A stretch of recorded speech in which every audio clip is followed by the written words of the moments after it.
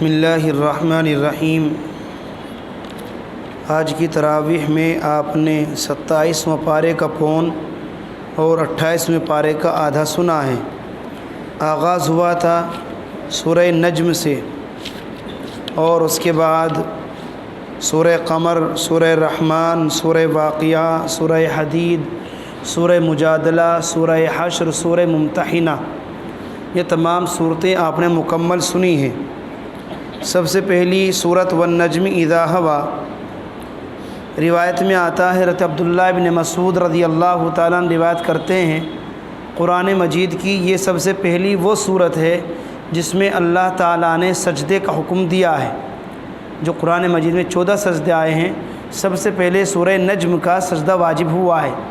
آپ صلی اللہ علیہ وسلم مکے کی گلی سے گزر رہے تھے، بازار سے، اللہ کے رسول نے سورہ نجم کی تلاوت فرمائی اور بھرے بازار میں جہاں مؤمنین بھی تھے، کفار بھی تھے، جب آیت سجدہ پر پہنچے تو آپ نے وہیں پر سجدہ کر لیا۔ آپ کی اتباع میں تمام صحابہ کرام نے بھی سجدہ کیا اور اس سجدے کا اثر کفار پر ایسا ہوا کہ کافروں نے بھی سجدہ کیا۔ ایک حضرت عبداللہ بن مسعود فرماتے ہیں، ایک کافر ایسا تھا جس نے مارے غرور اور تکبر کے سجدہ نہیں کیا، تو اس نے زمین سے مٹی اٹھائی اور اٹھا کر اپنی پیشانی پر لگائی اور کہا میرا سجدہ تو بس یہی ہے۔ عبداللہ بن مسعود رضی اللہ تعالیٰ عنہ فرماتے ہیں، چونکہ اس نے غرور اور تکبر کیا، میں نے اس شخص کو دیکھا کہ وہ حالت کفر پر مرا ہے اور بہت بری موت مرا، بلکہ اس کو قتل کیا گیا ہے۔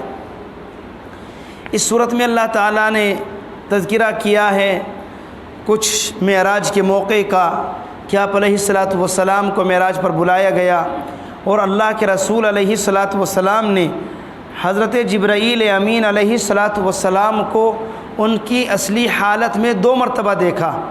ایک مرتبہ معراج سے پہلے فترت وحی کے زمانے میں، یعنی وہ زمانہ جس میں اللہ کے رسول علیہ الصلاۃ والسلام پر 6 مہینہ یا بعض روایت کے مطابق 3 سال تک وحی کا نزول نہیں ہوا اور وحی کا سلسلہ بند رہا۔ ایک روز اللہ کے رسول نے دیکھا کہ مشرق کی جانب جہاں سورج نکلتا ہے، جبرائیل امین علیہ الصلاۃ والسلام وہاں پر کھڑے ہیں اور آپ کے 600 پر ہیں۔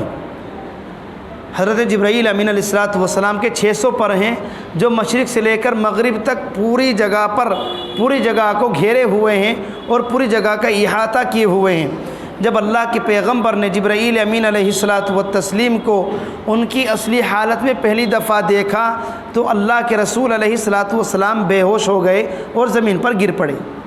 دوسری مرتبہ معراج کے موقع پر سدرۃ المنتہا کے پاس، سدرۃن کے معنی بیری کا درخت اور منتہا کے معنی انتہا، آخری جگہ، سدرۃ المنتہا وہ جگہ ہے جہاں تک بندوں کے اعمال پہنچتے ہیں۔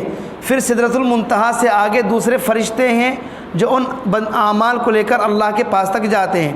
اسی طرح جب اللہ کے پاس سے کوئی حکم جاری ہوتا ہے تو فرشتے اس کو لے کر آتے ہیں سدرۃ المنتہا تک، پھر وہاں سے کچھ فرشتے لے کر کے آتے ہیں روئے زمین تک، جن کی ڈیوٹی لگی ہوئی ہے۔ اللہ تعالیٰ نے یہاں پر فرمایا ہے کہ ان هو الا وما ينطق عن الهوى ان هو الا وحی یوحی، آپ صلی اللہ علیہ وسلم کوئی بھی بات اپنی جانب سے بیان نہیں کرتے، بلکہ وہ وحی ہوا کرتی ہے اور وحی کی باتوں کو آپ صلی اللہ علیہ وسلم بیان فرماتے ہیں۔ اس کے بعد سورہ قمر کا آغاز ہوتا ہے۔ ایک روز آپ صلی اللہ علیہ وسلم مینا میں تشریف فرما تھے، کفار آئے اور آ کر کے کہا ہم اپنا نبی اس وقت مانیں آپ کو جب آپ کوئی معجزہ دکھلا دیں۔ اللہ کے رسول نے فرمایا اگر میں کوئی معجزہ دکھلا دوں تو کیا تم ایمان لے آؤ گے؟ ضرور ایمان لائیں گے، آپ معجزہ دکھلائیے۔ اللہ کے رسول نے اشارہ کیا چاند کی طرف، فوراً چاند 2 جانب 2 ٹکڑوں میں تقسیم ہو گیا، بیچ میں غار حرا، جبل حرا کی آڑ آ گئی، ایک حصہ مشرق کی جانب، ایک حصہ مشرق کی جانب۔ فوراً کہنے لگے ہو سکتا ہے آپ نے جادو کر دیا ہو، یہ آپ کا معجزہ نہیں ہے، ہم جب تک نہیں مانیں گے جب تک باہر کے لوگ آ کر ہمیں نہ بتلا دے کہ ہاں مکے سے باہر بھی ہم نے دیکھا کہ چاند کے ٹکڑے ہوئے تھے۔ اگلے دن چند لوگ دوسرے ممالک سے پہنچے مکے میں اور انہوں نے ان سے پوچھا کہ ہم نے تو رات مکے میں دیکھا ہے چاند کے ٹکڑے ہوئے ہیں، کیا تمہارے یہاں بھی چاند کے 2 ٹکڑے ہوئے تھے؟ کہ ہاں رات ہم نے دیکھا ہے چاند کے 2 ٹکڑے ہوئے ہیں۔ کہنے لگے کچھ بھی ہے جادو ہے، معجزہ نہیں ہے۔ تو بہرحال تب بھی وہ ایمان نہیں لائے اور اللہ کے رسول علیہ الصلاۃ والسلام کے اس معجزے کا انہوں نے انکار کیا ہے۔ پھر اسی صورت میں اللہ تعالیٰ نے کچھ انبیاء کرام کا تذکرہ کیا اور ساتھ ہی ساتھ یہ بھی فرمایا وَلَقَدْ يَسَّرْنَا الْقُرْآنَ لِلذِّكْرِ فَهَلْ مِن مُدَّكِرٍ، ہم نے قرآن مجید کو یاد کرنے کے لیے آسان کر دیا، کیا کوئی ہے یاد کرنے والا؟ اللہ پوچھ رہا ہے فَهَلْ مِن مُدَّكِرٍ، ہے کوئی یاد کرنے والا؟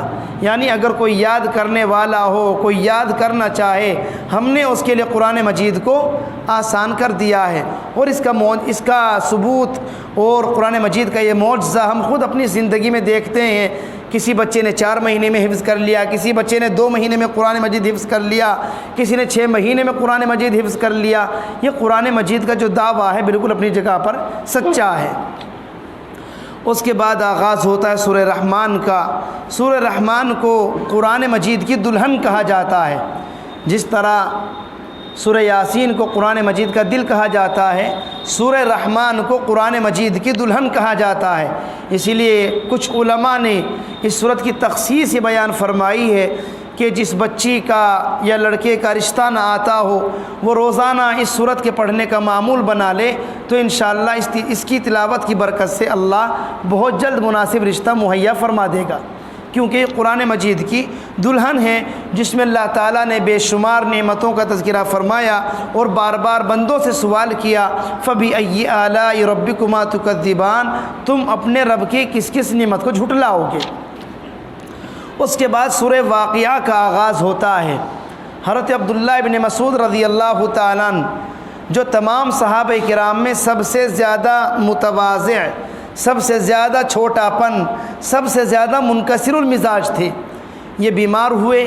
عثمان غنی رضی اللہ تعالیٰ عنہ ان کی عیادت کے لیے، مزاج پرسی کے لیے پہنچے، جا کر کے پوچھا عبداللہ تمہیں کیا تکلیف ہو رہی ہے؟ ما تشتکی، تم کس چیز کا دکھ محسوس کر رہے ہو؟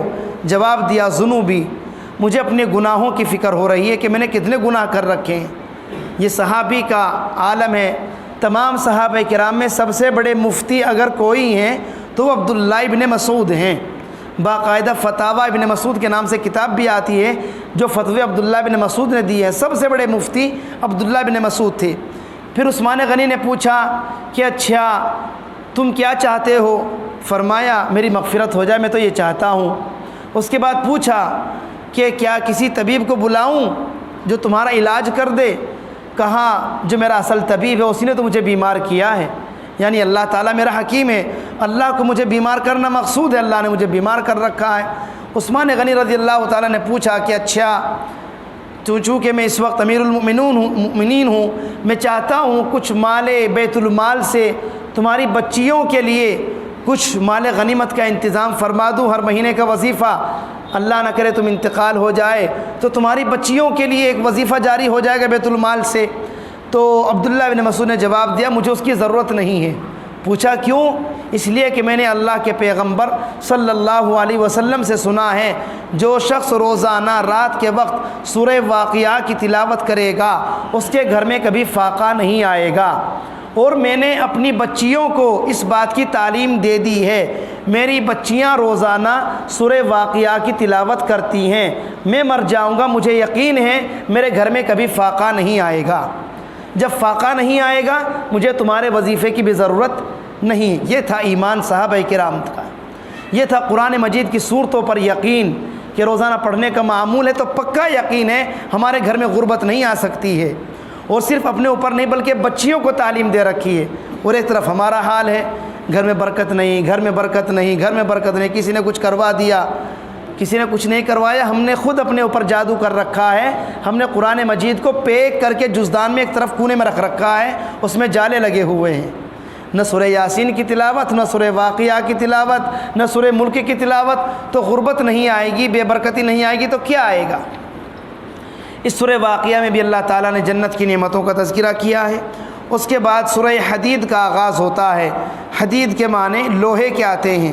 اللہ تعالیٰ نے اس صورت میں اپنی کچھ قدرت کے مضامین بیان فرمائے کہ اللہ وہی ہے جس نے آسمانوں کو پیدا کیا، زمین کو پیدا کیا، اور اس کے علاوہ بے شمار نعمتیں جو اللہ نے روئے زمین پر پہاڑوں کی شکل میں، آسمانوں کی شکل میں پیدا فرمائی ہیں، ان سب کا تذکرہ یہاں پر کیا گیا ہے۔ اس کے بعد سورہ مجادلہ کا آغاز ہوتا ہے۔ مجادلہ کے معنی آتے ہیں آپس میں جھگڑا کرنا۔ اس میں ایک واقعہ بیان کیا گیا ہے، قد سمع اللہ قول التی تجادلک فی زوجہا وتشتکی الی اللہ۔ اللہ نے سن لیا اس عورت کی بات کو جو آپ سے جھگڑا کر رہی ہے اپنے شوہر کے بارے میں، اور وہ اللہ سے شکوہ کر رہی ہے۔ واقعہ کیا ہے؟ یہاں پر اللہ تعالیٰ نے زہار کا واقعہ بیان فرمایا اور اس کے مسائل کو بیان فرمایا۔ زہار زہرن سے مشتق ہے، اور زہرن کے معنی پیٹھ کے آتے ہیں۔ اگر کوئی شخص نعوذ باللہ اپنی بیوی سے یوں کہہ دے، تو مجھ پر میری ماں کی طرح ہے، تو مجھ پر میری بہن کی طرح ہے، تو مجھ پر میری بیٹی کی طرح ہے، اسی کا نام زہار ہے۔ اس سے کچھ نہیں ہوگا، زہار ہو جائے گا۔ البتہ اب یہ شوہر اپنی بیوی کے پاس اس وقت تک نہیں جا سکتا جب تک کہ زہار کا کفارہ ادا نہ کر دے۔ اور زہار کا کفارہ کیا ہے؟ زہار کا کفارہ ہے فتحریر رقبۃ من قبل ان یتماسا، یا تو ایک غلام آزاد کر دیا جائے، غلاموں کا زمانہ نہیں ہے۔ دوسرا مرحلہ ہے فمن لم یجد فصیام شہرین متتابعین، اگر تم غلام آزاد نہیں کر سکتے 2 مہینے کے لگاتار روزے رکھے جائیں گے۔ اگر کسی شخص نے زہار کر لیا اور اپنی بیوی سے یوں کہہ دیا تو مجھ پر میری ماں کی طرح ہے، تو پھر اب وہ 2 مہینے کے لگاتار روزے رکھے گا۔ جب تک 2 مہینے کے مسلسل روزے نہیں رکھ لے گا تب تک اس کی بیوی اس کے لیے حلال نہیں ہوگی۔ اور اگر یہ بھی نہیں کر سکتا، اب آخری مرحلہ ہے فَإِطْعَامُ 60 مسکینہ، 60 غریبوں کو 2 ٹائم کا کھانا کھلائے، صبح کو بھی اور شام کو بھی۔ اور اگر یوں کہا تو مجھ پر میری ماں کی پیٹھ کی طرح ہے، اب اس سے پوچھا جائے گا تمہاری مراد کیا تھی؟ اگر وہ یوں کہتا ہے میرا مطلب یہ تھا کہ جس طرح مجھ پر میری ماں کی پیٹھ حرام ہے، میری بیوی بھی مجھ پر حرام ہے، اب اس ایک طلاق بائن ہو کر بیوی نکاح سے نکل جائے گی۔ اب کفارہ نہیں، اب باقاعدہ دوبارہ سے عدت گزارنے کے بعد نکاح کے مسائل آئیں گے۔ بہرحال اللہ ہمارے گھروں کی، ہماری بچیوں کی اور ہمارے معاشرے کی ان تمام قسم کی برائیوں سے حفاظت فرمائے۔